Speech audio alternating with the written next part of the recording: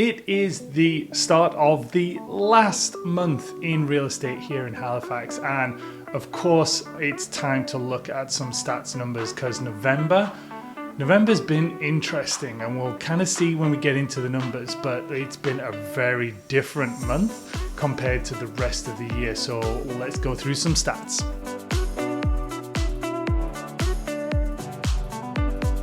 Now, whether you are looking to buy a house in Halifax, sell a house in Halifax, or even get into investing in Halifax, this is definitely where you need to be, because we're going to go through all of the numbers that we've got fresh from doing the stats over the weekend to make sure that you're fully informed and know of everything that's going on. So without further ado, let's hit up the top first thing that we always like to do, which is, what is the average selling price? Because we've been hovering a lot around that kind of like 600 to 620. Sometimes we've dipped down to like 590. So roughly where are we at? Well, this month we came in at just over $606,500. So when you compare that to last month, that puts us basically 2% down on last month, because last month was 617.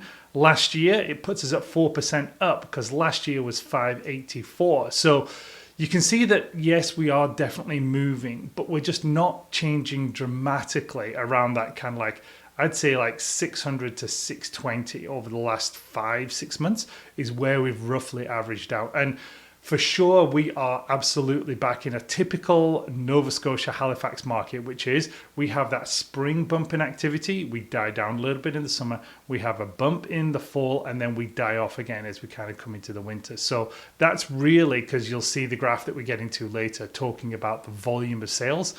We are definitely back in a typical Halifax market again. The days of 2021, 2022 are way down. And one of the things I certainly looked at as well, because we'll talk about the volume of sales now, because in the month of November, we did 355 sales. Compare that to last month. Last month was at 394. So we're down around about 16% on that number. Last year it was 309. So we are up 15% on that number as well. So the activity is definitely still there. But when we looked at the overall for 2023, we are basically on pace for hitting that same volume of transactions, which is way down on what we did in 21 and 22 as well. It's been kind of like a steady decline in the volume of the number of sales that we've been doing. So it's very interesting when you start looking at that, and you start looking at, well, okay, the volume of sales is obviously, as we hit towards the end of the year, it's naturally going to come down. It'll pick back up again in January is not usually so much, but February, March, April, that's our spring market again, and it'll start picking up then for sure. But when I looked at the number of new listings that were put on the market, and this is where we kind of go back to that sales to new listing ratio, we are at 95%. Number of new listings that came on the market were 373. We sold 355. So let's say that we are more or less what we listed in terms of volume is what we sold in terms of volume. And that stacks up then with the fact that, our sales are lower. The number of active homes for sale is definitely down a little bit as well. So therefore our inventory didn't change. We're still at 2.1 months of inventory, same as last month. Last year it was higher than that. It was 2.6 months of inventory. So we're not really creeping out of that kind of mid-sellers market. We are, because again, below 5 months is a seller's market. We are still there. Now, when we look at the sales to new listing ratios for last month and last year, that was 88% and 85%. So basically, we are starting to, if we get above 100, then we are definitely selling more houses than we're actually listing on the market. So we'll eat into the inventory. We're not there yet. So when you look at those, and obviously the listings that are active for sale right now, new listings, currently active listings is at 752 houses.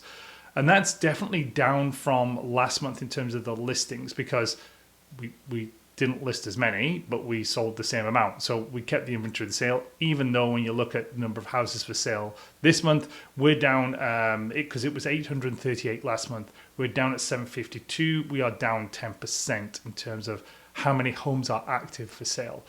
So it kind of gives you that story that like we're definitely in the status quo. There's not a huge amount of change going on. But the big thing I did notice as well is the days on market. We are at 37 days on market. Last month, that was 28. So we're up 9 days on market, which is definitely going in the wrong direction. So now we're kind of getting closer to that like month and a third to actually go for sale, to go unconditional, sold. So we're definitely increasing there. And last month, that was only 32 as well. So it was a month last time. We're now on a month and a third. So we're definitely creeping up. And that's certainly when you see some of the top markets as well, you see that the days on market of those top markets is definitely increasing as well. When we look now in November at the average sale to list price ratio, we're at 98.9%. Last month, that was at 99.4%. So this month we're on roughly 1.1% down from list price to sale price, which equates to about $6,800. And it's definitely been one of those flavors, because if you go back a month to October, we were at 99.4, which is obviously a lot closer, but last year we're at 98.5. So I think that's definitely an indication of that November and the December months obviously being slower, in the fact that sellers are obviously, especially if you've been on the market now for 37 days, you're getting a little bit more antsy to sell, and you want to kind of get things wrapped up before we get into December and the end of the year. So maybe you are looking at saying, okay, well, if somebody sends me an offer of, $8, $10, $12, $30,000 lower, I'm actually going to consider it and see if I can make that deal work, because we want to get to the end of the year and we want to be done with this process. So like start the new year fresh. So that's definitely why you can see that, last year and this year, we're both at 98.9% this year, 98.5% last year. Let's have a little look at the average price drop, because this is something I've been monitoring now for the last 3-4 months to see, here's your original price when you went on the market. Here is your sold price when you actually went unconditional and are basically getting ready to give the keys away, start packing up and everything else. Well, in between what you listed for originally and what you sold for now is the price that you got to attract the offer that then led to you going sold. So that's kind of like, we would call this the original list price, and we call this the list price when you actually went conditional. And interesting, because we've been seeing some obviously pretty decent price drops that have started showing up over the last 3 to 4 to 5 months to actually get your properties sold. And this month, the average price drop across all the markets, because we'll go into the top markets later, but on all markets, we're talking a $17,000 average price drop to get from your original list price to the list price that then gets the actual offer sent in. So it's definitely in that situation now that we never had before. Like, go back probably a couple of years and there was no talk at all of having to adjust your price to make sure that you actually got the property sold. But this is a completely different market. That's not where we're at now. We're at 37 days on market. There is more than enough choice, and properties are definitely taking longer to sell. So be thinking on that, sellers, when you kind of start looking at your original list price and when you need to react to actually get that offer that you're going to then accept and negotiate and do all that good stuff with. Okay, let's hit up our top markets. So number 1 this month is Timberley, Prospect Bay, St. Margaret's Bay, that whole area around the bottom of the Tantallon. And it's funny because this has been the top one. I mean, the top 3 don't really change too much each time. It's just usually who jumps into like second place, first place, sometimes fourth place jumps into third place. So it doesn't really move around too much, because these are obviously the most popular areas that we're looking at. Average selling price there was just a little bit over $600,000. List price there was $613,000. So you're talking a 98% list price to sale price in that market. But interestingly, 48 days on market. So again, that stacks up with our overall days on market going up. There were 31 sales. We have 117 active down there, which gives them 3.9 months of inventory. So it's definitely building up in that area. And again, I mean, we're kind of hitting into more or less the smack on average sale price in there, but it's certainly increasing and things are definitely taking longer. But you will get some properties in that market as well, especially when you talk St. Margaret's Bay, that they will be higher price properties for sure, and therefore they can take a little longer to sell. New construction in there as well, always takes a little bit longer to sell because they need to build the houses. Sometimes they list them very early. Therefore, the days on market just gets extended out and out and out until they finally actually get close to a completion day, and that's when the property goes sold. So the average price drop in that particular market to get, like we said, from that original list price to the list price that got them the offer, that was $26,000 in terms of price drop. So that's a good number to actually look at, kind of starting off on your list price and then having to drop it down to make it attractive enough for a buyer to come in there, write the offer, do the negotiations, and actually go sold. So $26,000 in that market average price drop. Now let's go up to the number 2. We're back up to East Hants, Colchester West. We're talking Enfield, Elmsdale, Lance area up there. And their average price point is $568,500. Average list price to actually get sold was $587,000. So you're talking a 3.2% price sale to list price drop there. 66 days on market, so like you're talking 2 and a bit months there, which is getting up there. 29 home sales, 75 homes are currently active, which gives you a 2.6 months of inventory.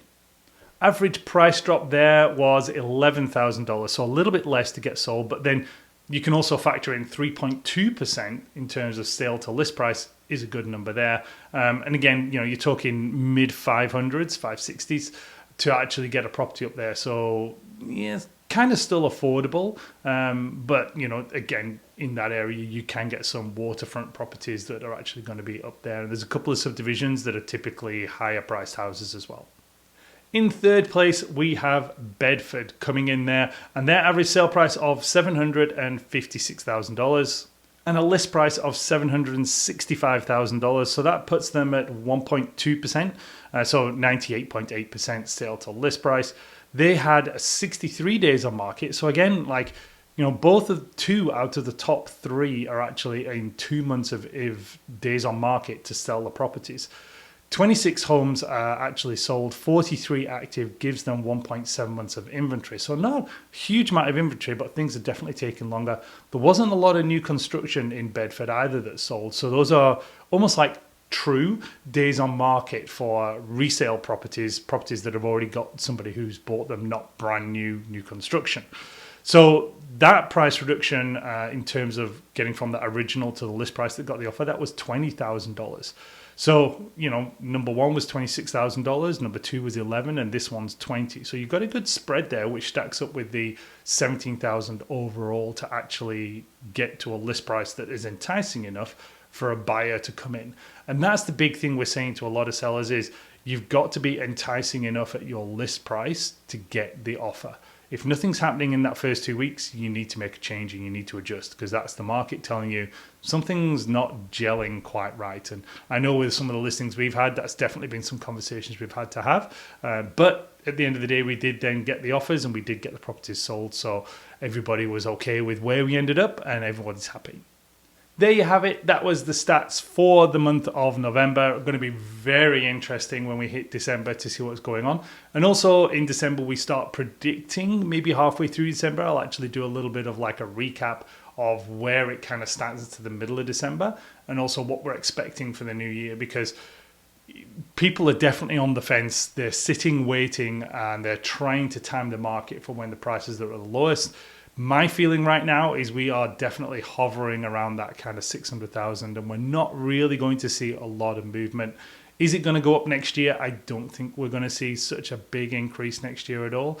But again, we have a Bank of Canada rate announcement coming up this week, so it'll be interesting to see what they do, see if they spark some buyers into action. But realistically, here we are in December. A lot of people are probably just going to sit and wait. But I think next year, the activity is going to be fairly busy. I think there's going to be a lot of people out there looking to buy. I just don't see the prices changing too much.